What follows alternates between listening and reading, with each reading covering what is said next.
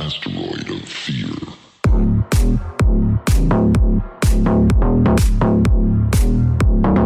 Hey everyone, welcome to another episode of the Men of the House podcast, and it is Unfiltered Friday.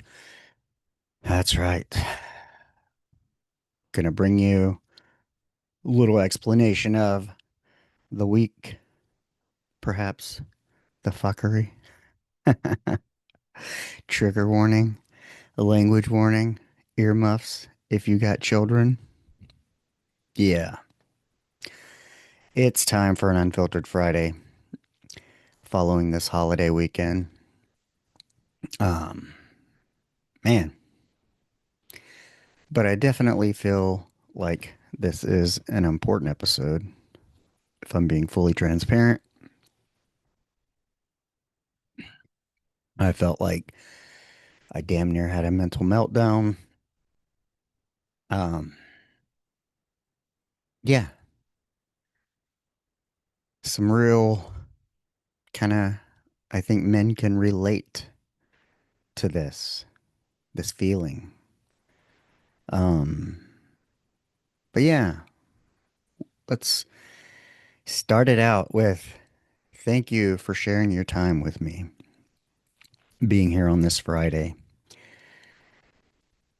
I've tried to kind of maintain some sort of schedule, Mondays and Fridays. Usually, it's going to be doing interviews on both, maybe doing Unfiltered Fridays behind a paywall, maybe like a Patreon, depending on how much you guys like these solo episodes. If you'd like to hear me chop it up, hash it out, um, talk about real life shit. Not that the interviews don't talk about that, but it's just from a different perspective as me, the host. And yeah, unfiltered. This one's a hard one to admit. Um, where I dropped the ball, my failure.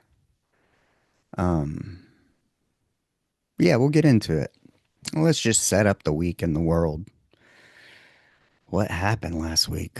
Well, it was 4th of July weekend. So, Independence Day celebration. It wasn't too bad. I actually took my dad to go visit one of his friends and spend the night. I don't know if you guys remember, but we did caregiving, my wife and I, and one of the people we cared for and helped out with dialysis and whatnot.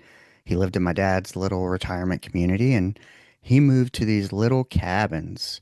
It's kind of out in the country. He's got his dog. It's a way better setup. I'll put it to you this way. Since he's been there about a month, he has not been to the hospital, which he was almost going weekly for some reason or another. He actually hadn't had his insulin shots in a month because the lady who runs this caretaking thing cooks 3 squares a day, Whole Foods. It's in a little country town that you probably never heard of. And it's near a small country town. And she even said the school was getting too big. So it's kind of funny. But yeah, he's doing great. He's got his dog with him. His dog can run and chase squirrels. It's not in a neighborhood. He didn't have to be on a leash and all that kind of stuff. And I think that ties into how important mental health, environment, and these things are to our physical health. But yeah, so I got to take my dad, and I'm 49. He's 70 something. And he's got Parkinson's and some other things. So, he has medicine 3 times a day. And I'm like the father taking him to a sleepover, making sure he's got his stuff, his meds, all that. And so it's, it's just the trip of growing up. Your parents raise you, and then at some point you kind of become the parent. Uh, they're clicking on things they shouldn't. They don't know how to work things. They don't understand things. Um, and that's okay.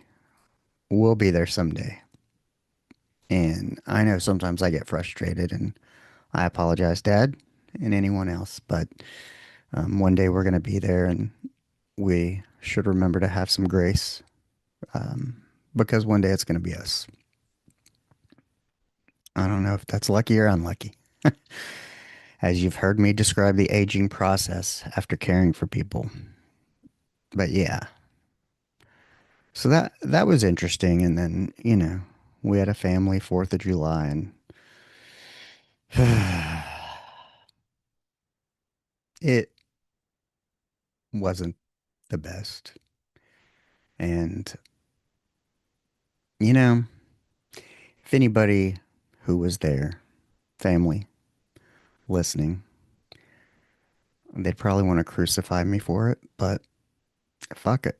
It's the truth. It was not pleasant. Um, and we all know why. And yeah, I don't know. Just all the discourse in the world. And I feel like I've mentioned this, that the discourse, I feel like since before the election, I mean, has just run its way through all the way down to family, where it's hard for family members to even be pleasant with each other for one reason or another. Um, you know, like small bickerings. That's kind of what makes it unpleasant. You kind of feel like you just want to get along. And um, I'm going to tell you the reason this bothers me so much and hurts me at a core level is look at what happened over the weekend. The flooding. There's people didn't get to say goodbye to their loved ones. Yet we get together at family functions, say mean shit to each other, and leave it like that unknowingly. That could be the last time, the last words you say to that person. Is that how you want it to be? That's why it hurts. That's why it bothers me, even if it is my own family. And if you're my family and you're listening and it bothers you, then that usually means something. If something bothers you, then you need to look inward. So, yeah. And if you're not part of the solution, you're part of the problem. It is what it is. I said it. I'm not going to fucking apologize for it. The truth fucking hurts. Okay? So I had to change. And I've experienced a lot of pain. I've had to look inward this week and weekend and look at the ways I've been an asshole that I'm not proud of. Yeah. And it's fucking hurtful. But I can either be the example and admit that shit and make an effort to correct it, or I can run away and hide like a little bitch. I tried. I, I considered it. Believe me. It's an instinctual man child behavior. Shame. You want to run to the corners of the earth and hide. Um, but yeah. So you have all this discourse in the world. And then I'm out and I feel like I don't, because of the discourse, I guess everybody's just trying to get by. Everybody's, you know, nobody wants to pick a side because they're going to be criticized and ostracized for the side they pick, as we can already see that just from the election, people have reduced everyone into that. Like the sum of that person is because you voted this way or you voted that way, and you're a piece of shit because of you voted this way or voted that way. Oh, Just on a personal level, I can tell you, I know people who've personally been deported who've been in this country for 25 years and they're good fucking people. Probably longer, actually. That's not what the fuck voters signed up for. They signed to get fucking Tren de Agua and all this other bullshit out, you know? But in typical corporate government knee jerk overreaction, they just fucking fuck everybody over. We all got to pay the price. And it's so unnuanced, such bullshit. And so you take all that. Nobody wants to choose a side. Everybody's just kind of getting by, existing in life, in their jobs. And when I come across that, oh, it's irritating. You know, I mean, this week, boy, I came in hot a lot of fucking places. And there's a part of me that wants to apologize and say, sorry if it came across that way. But then there's another part of me that's like, fuck you. Do your job, do what you're paid to do. I paid for the service, or I paid for whatever it is, the product. I would like it the way you promised it, 100%, all the way as it's supposed to be. Not missing shit, not broken, not half assed, not extra fucking third party fees, Airbnb.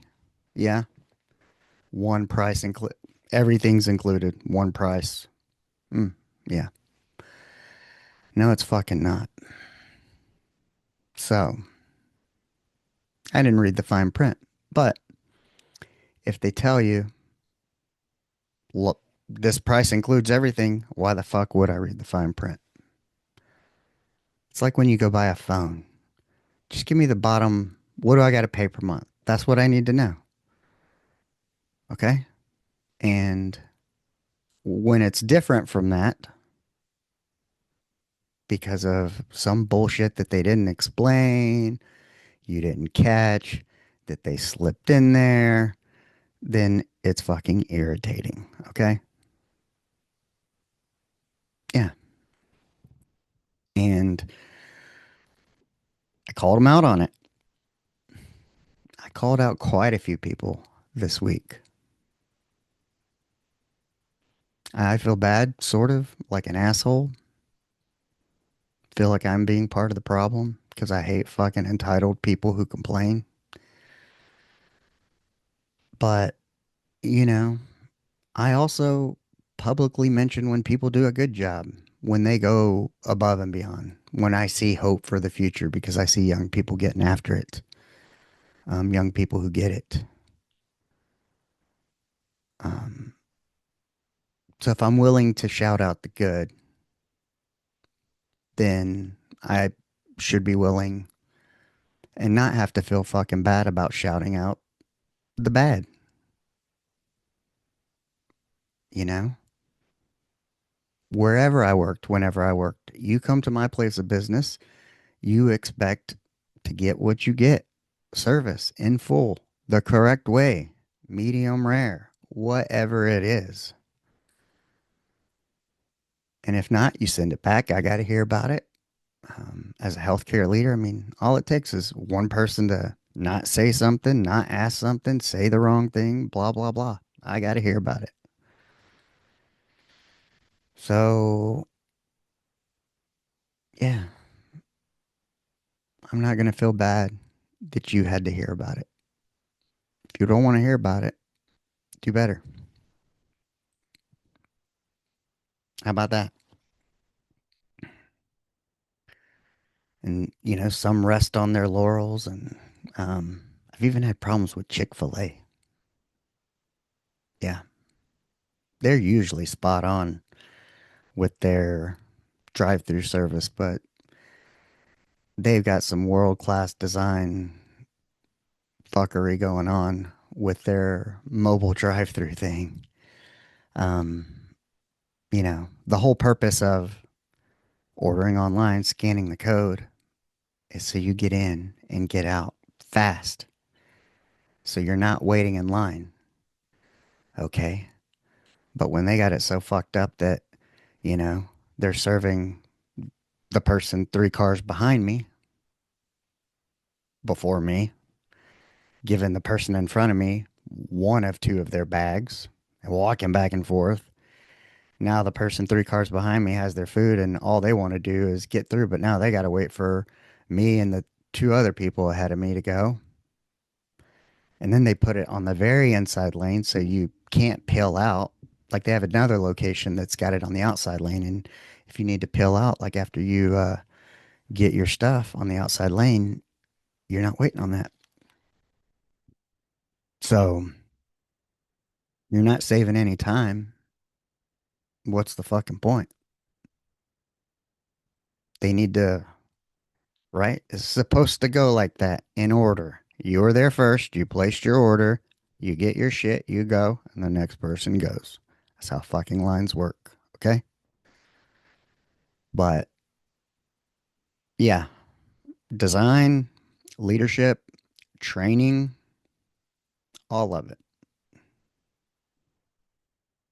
But also, maybe my comments are how they get better. Maybe they don't know this. Maybe nobody else has complained. It's kind of one of those things of, they say like you see an accident, you point to somebody, you go, hey, you call 911. Don't assume that somebody's already fucking done it because it seems logical. There's not a fucking lot of logic out in the world right now. Uh, and then, you know, I, we went to the mall. My daughter wanted to go to the mall, and um, I was going to look for some new kicks, some new sneakers. And I mean, everywhere you go,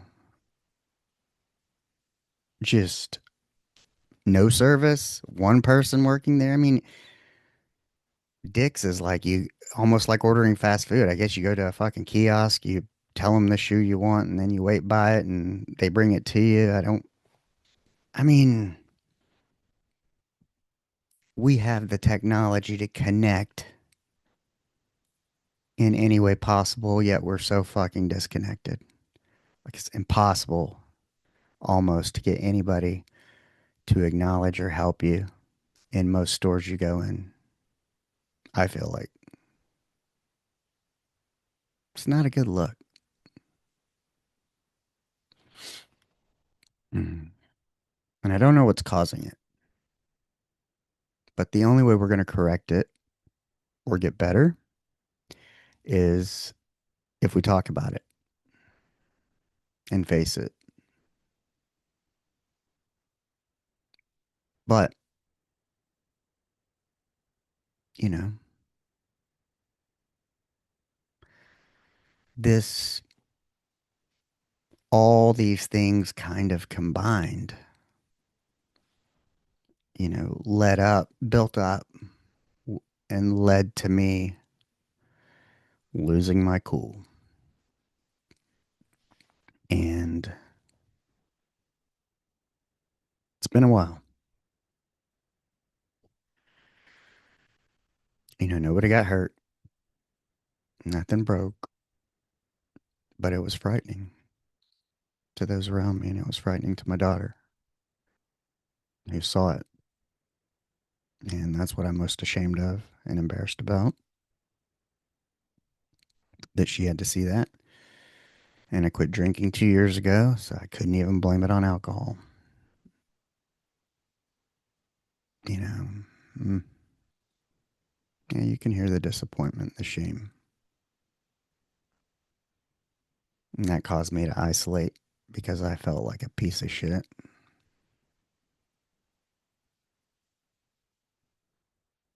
Felt like my family would be better off without me. It's not true. That's the game your mind will play. But some of it is it's the way you're raised. When you're an OCD, people pleasing perfectionist, anything less than stellar is fucking unset. And you deserve nothing. Second place is first place fucking loser. Okay? That kind of mentality. I was telling my wife, and I'm sure my parents would deny it if they heard it, but I can remember being grounded for an 88 for making a B in math one time. Geometry. I fucking hated geometry. Um, but at 49, I'm starting to understand what that did to me and why I can take such a critical view of the world. But then also, I can turn that critical view on myself. And the interesting thing is what I'm trying to get better at and is pivoting, you know. When you get in that mindset, um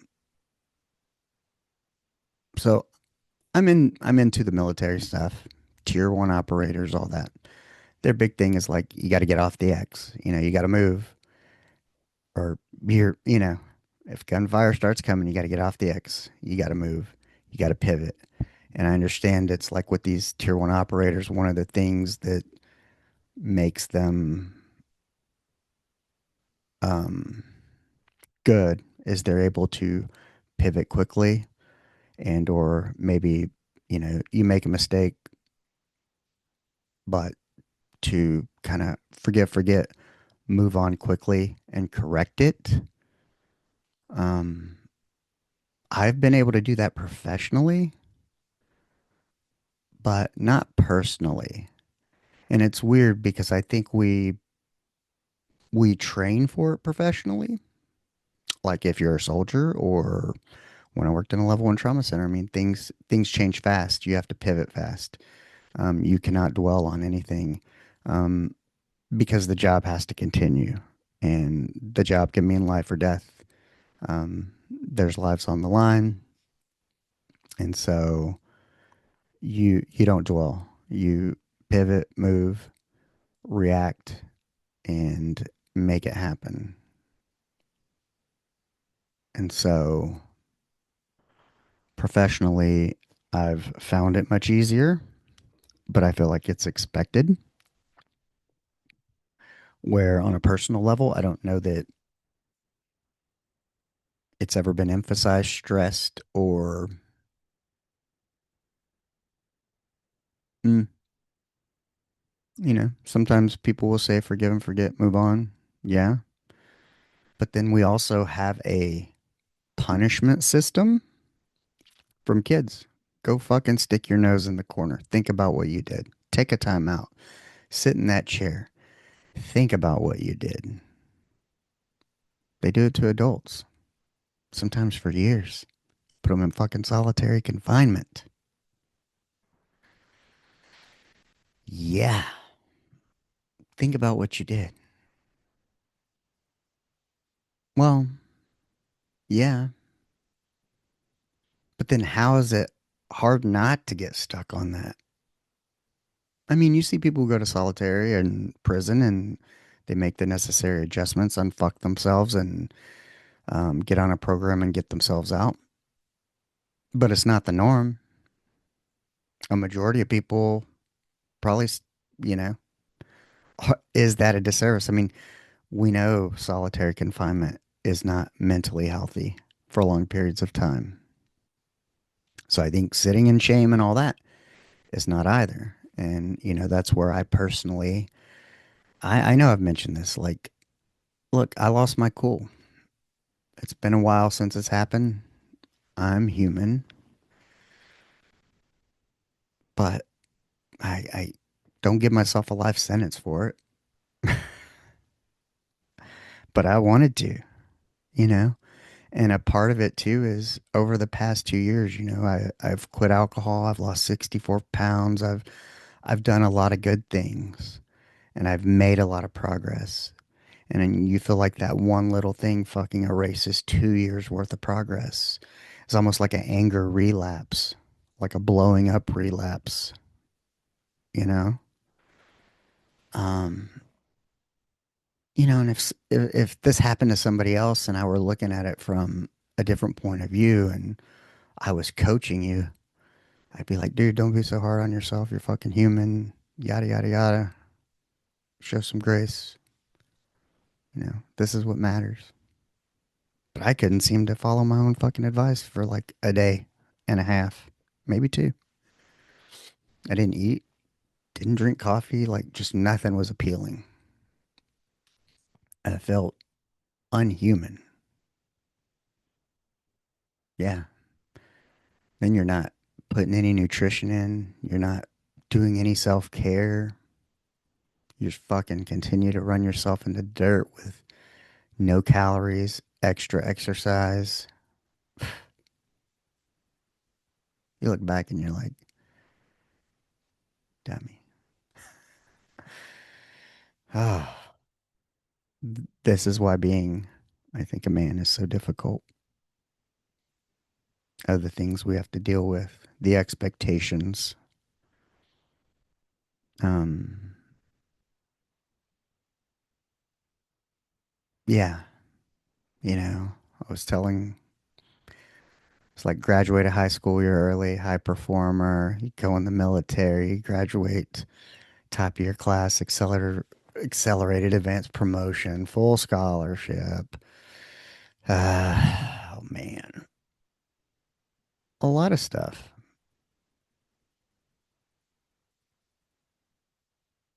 And you wonder why you're hard on yourself.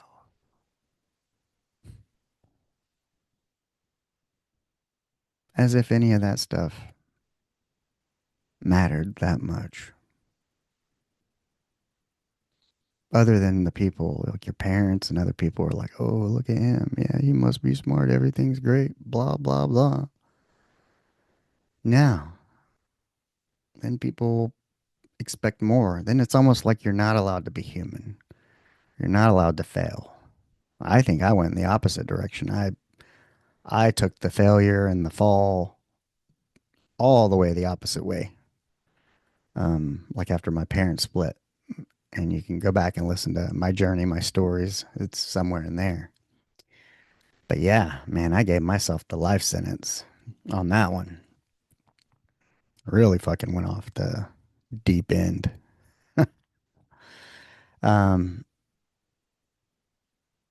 and it's interesting because if you go back and listen to Running in Slippers with Angie, and we talk about suicidal ideation, and whether or not it's courageous or cowardice and whatnot. Um, I can tell you during those years, I was probably actively trying to commit suicide. I was just maybe too much of a vagina to just do it. So I just lived recklessly, kind of hoping the reckless behavior would take me out, if that makes sense, whether it's drinking, drugging. Um, I didn't sleep around. That was one thing I didn't do. Um,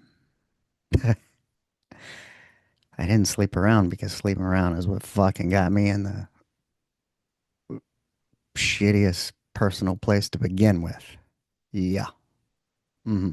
So, but yeah, and and I've noticed that. I've noticed that that's what that is when I get that way, it's hey, you don't really want to kill yourself. You yeah, you know, you want to disappear, but no, you're so you go out and you be reckless and you're kind of like I don't care. You take that attitude. I don't care if something happens. Fuck it, we're gonna die anyway one day. I'll get all the sleep I need when I'm dead. Yeah.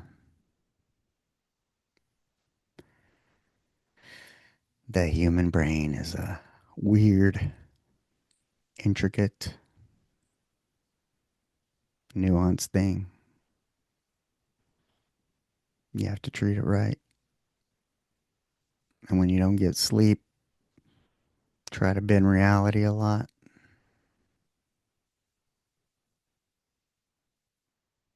Yeah. The lack of sleep, that contributes to a lot of mine. Lack of consistent sleep, which I'm working on. Um, yeah, working with a physician to work on that. You know, I made so much progress the past couple of years and got down to like one blood pressure medication. And, now I'm trying something for sleep so I can have a consistent pattern. Um, it's semi working. I've got a follow up tomorrow. Well, yeah, by the time you hear this, I will have followed up already. But anyway, the point is that I'm working on it. I'm open to it. Even though I took myself from all the way down to one blood pressure medication, essentially, if there's something I need to do temporarily to get me on track, then I'm open to it. You know, I'm just cognizant on a different level than I ever was before due to the fact that when I took antidepressants, I felt flat and didn't have a lot of feelings. But, at that point in time in my life, I was also way overweight, drinking alcohol, and there were so many other factors, and I've kind of subtracted and stripped everything down to bare bones and, working on sleep, hormones, testosterone, mine's still not right. And, um, we're trying to find the correct dosing and frequency. But that too could coincide because that's hormones. And so yeah, sleep, hormones. I'm working on it, which is all I can do. And try to be a little more graceful with myself as I'm working on it. And I think one of the reasons I'm trying to be so open and honest about this is because this, like I try to tell my wife and even my daughter to a level she can understand that, you know, yes, these are factors and I'm working on it. And if I can have love and grace from them and support, then that's all I need to keep going. I want to be better, not just for me, for them, more them. I'm a person of service. I raised my right hand. I already care less about myself and feel like I care more about others and their well being. So, but I realize I have to have a certain level of self care and self love if I'm going to be around for them. If if I say that they're that important to me, my wife and kids, then and I want to be around for them, then I have to learn to love self and I have to do it for me, even if it's secretly for them, because I could never admit that. Oh, it's for me. Maybe it would make me feel narcissistic or vain, or I don't know. But really, it's about trying to be a capable father and husband, a strong, um, grounded, try to be the thermostat, set the temp, you know? Um, something I'm learning, even as a leader. I was listening to the Liberty Risk podcast, and, I think Ryan, he is the CEO of a company, and, he talked about even the way he used to listen to music on the way in, and let's say like you're jamming out Metallica and you're fucking pumped because you know he was Navy SEAL and you're getting ready to go into combat and they get psyched up and all that, and maybe they do the same thing coming into work, but maybe when you're working around regular people, like even though you're pumped, you walk in, even if you're pumped and it's good and it's exciting, um, it can set off the central nervous system of everybody around you, and even though it's good, they can't really distinguish that. And so he talked about he stopped listening to music, and you know when you go in, kind of you need to go in the same, cool, calm, collected, set the temp, um, and that way your team knows, and it's that way the same way in the family. Um, I wear my expressions on my face, and people know when I'm irritated, and it affects everybody around me, and I don't like that, and I have to work on that. Awareness is the first key, and knowing, wanting to change, listening, gathering information, seeing how other people do it, seeing their techniques. I'm open to it all, down for it all. I try to take it in and do all I can. But yeah, man, I had an imperfect moment and damn near destroyed me a little bit. It sounds so stupid, you know? How could you be such a perfectionist? And then, not to mention, and my wife called me out on it, and good for her. There's real fucking problems. There's these families in Central Texas didn't get to say goodbye. Lives forever changed. Get out of your own shit. Quit being a baby.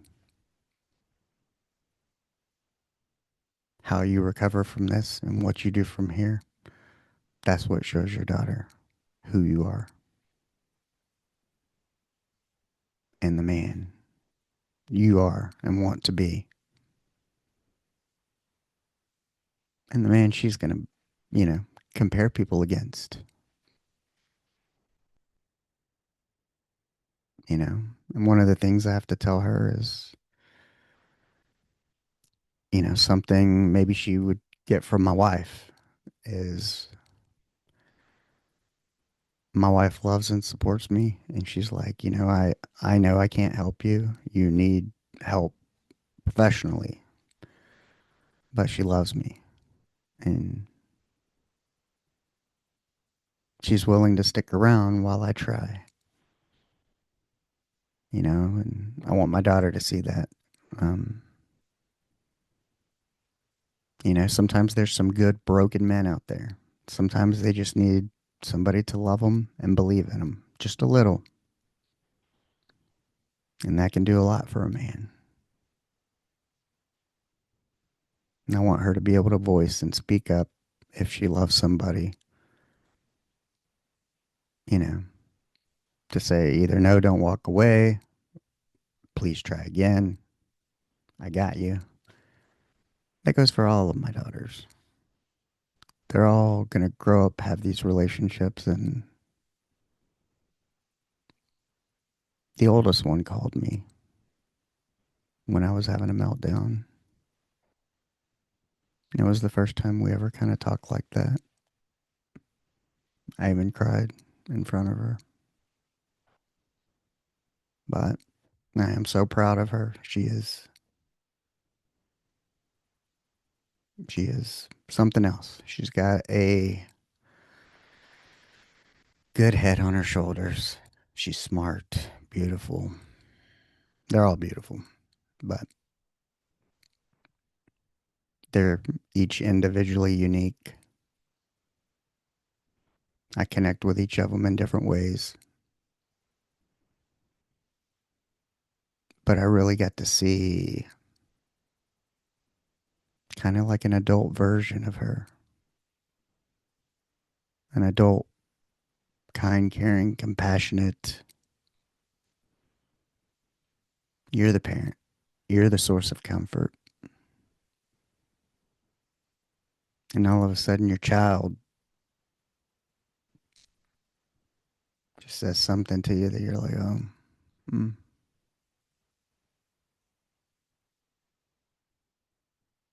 You're like, thank God. I don't know where she got it from, who she got it from. There might have been glimpses of it in passing.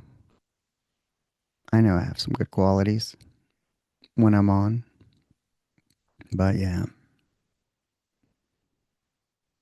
that was impressive, and I'm very grateful.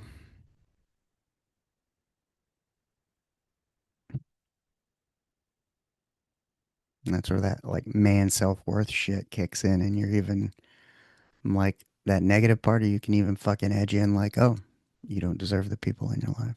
Hmm.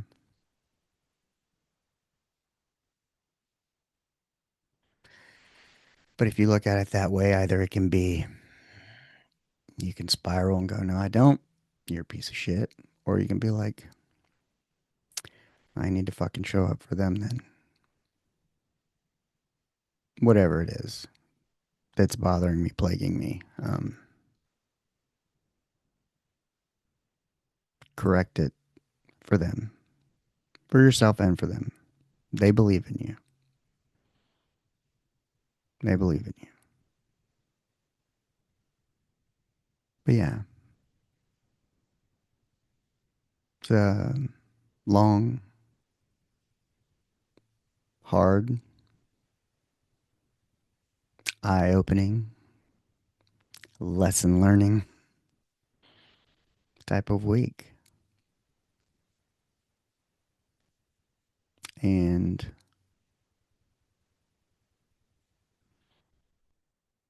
mm, it's been hard to even voice all this.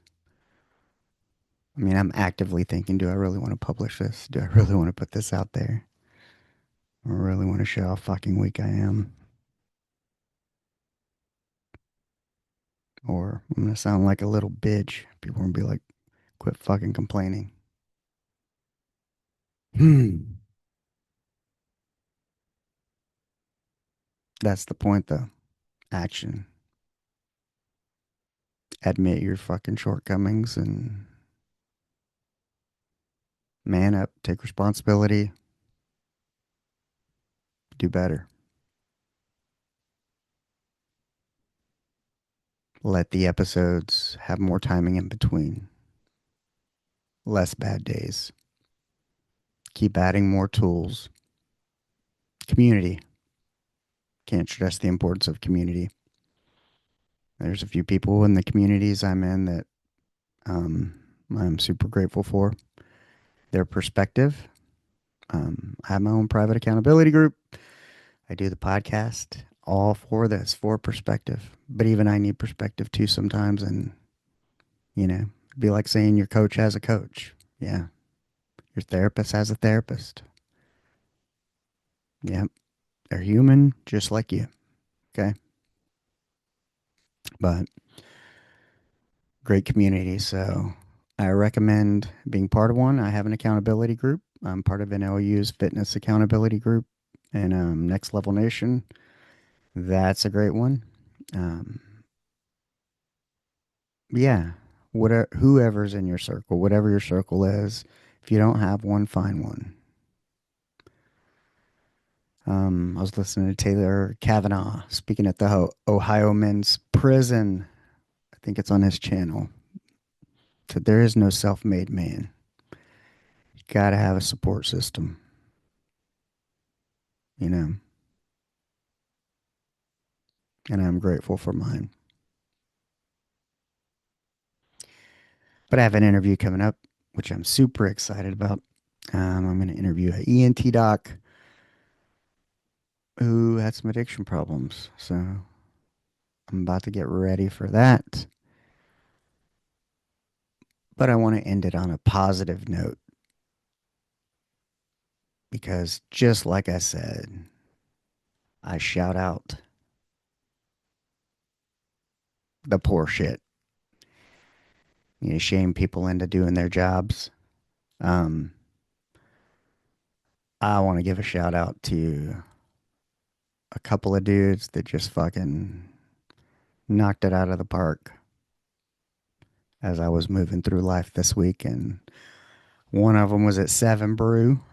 Um, we just had a great conversation. He just great attitude, seemed all about it, helping the people, like helping a team member who's on a weight loss journey, stuff like that. I mean, respect. I know I shouted him out on the All Things Tyler. And the second one, and this is partially, my daughter was a little tired and we had to leave the transaction early. Um, and I didn't get to tell the guy, and I really wanted to. But fuck, I do not know where we got these shoes, but it was time for new shoes. The wife and I think, both got Swan Clouds, and the store we went to, it's the only store in the mall. Seemed like there was people actually helping and working. But man, he super explanatory. Like, hey, let's step on the machine. Let's see what shoes are going to be best for you. You like this, you like that. Between my wife and I he probably brought 15 boxes out, pairs of shoes, because he's like, he let us find kind of a couple we liked, and then he would bring multiple colors. And I mean, yeah, we spent a good amount of money there, on quality shoes and insoles. So um, he was compensated, I'm sure, for it. But outside of that, it, you know, I went in there trying. I wasn't necessarily going to buy shoes, but I knew my wife needed some and she just happened to come around. I was probably, if she hadn't come down to try on shoes, I was probably going to leave not buying shoes. But she came. We both left with shoes. Um, and he was just great.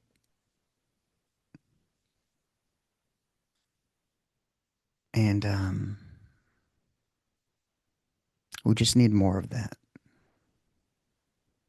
I don't know how many times I've got to say it. And I'm going to keep saying it until it fucking lands in the world somewhere. Like, no matter what you're doing, do it right. Give it 100%. How you do anything is how you do everything. Give a fuck. It matters. From trying on shoes to whether or not you remembered to put the ketchup in the bag. Especially if ketchup is the only dipping sauce that my daughter eats. I don't want your gravy. I don't want your ranch. I don't want your barbecue sauce. I don't want everything you put in the bag. I want the one fucking thing you didn't put in the bag. Okay? And I clearly marked it on there to put it in the bag. It's on the receipt. So you're just not doing your job. You're not paying attention. And for the record, I joined the Navy at 17, and attention to detail is a big thing. So, um, but yeah, it's like, if that was your personal brand, do you want to be known for, like, oh, they always forget stuff? Eventually people will stop going there. People will stop using your service. People will stop using your brand.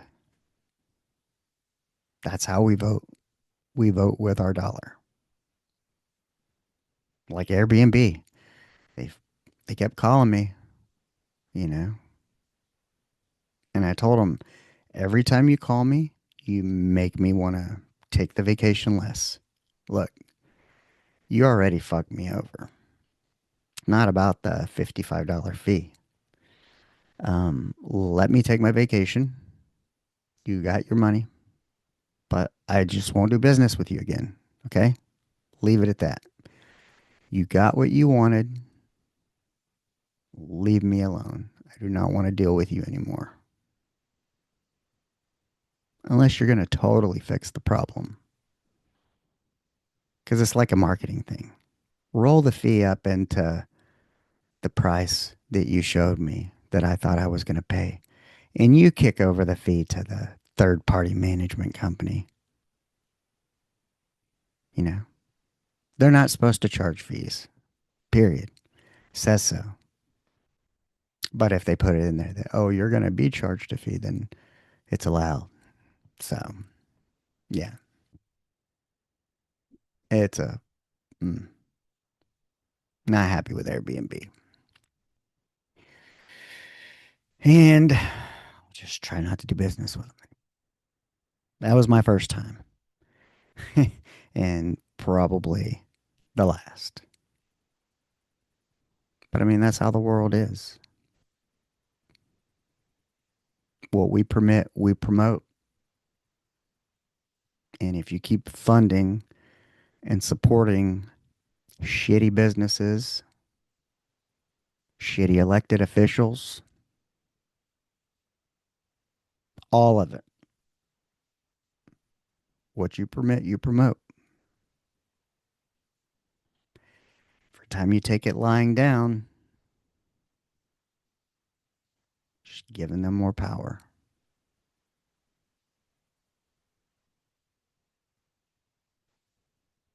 You want respect, you give respect.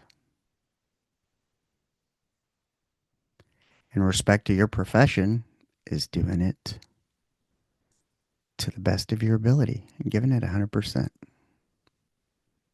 when you do that, the universe respects you back with opportunity, with payment, with interaction, with kudos. Who knows? There's so many things, you know? What if you're the waitress waiting on Post Malone? What if it was, what if, he's always like known for giving these big tips. I think Slash too, like at the Waffle House. But like imagine if they went through the drive through or something and they were going to tip, but you didn't know it was them and you fucked up their order. And maybe you missed out on a life changing tip. Who knows? You never know when opportunities and um, these good things in life will intersect.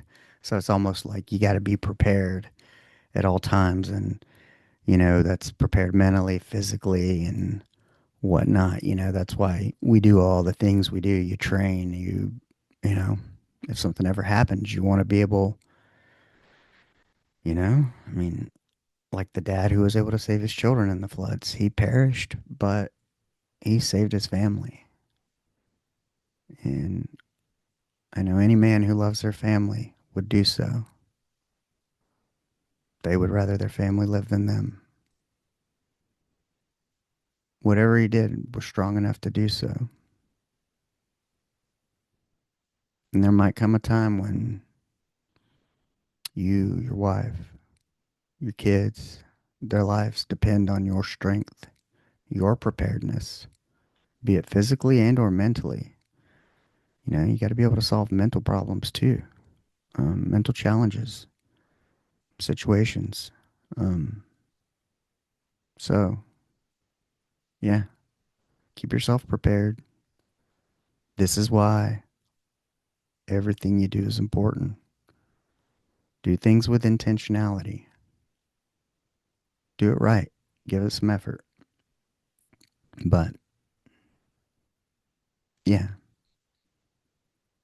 Sorry if it sounded like a bitch session, but I'm really, it's because I'm mad. Just disappointed in myself. I lost my cool. I want to be better than that. I'm going to be better than that. Learn from it, grow from it. And that's why I'm here eating shit live and going to put it out there. Shame on me for losing your cool. But you're human. And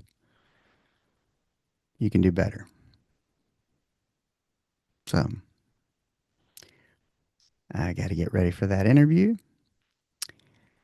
But yeah, show yourself some grace. Remember that you're only human. And when you're out there, go out and be the person that you would want to meet. And I was only partially that person this week, so I've got some work to do. Peace. Let go.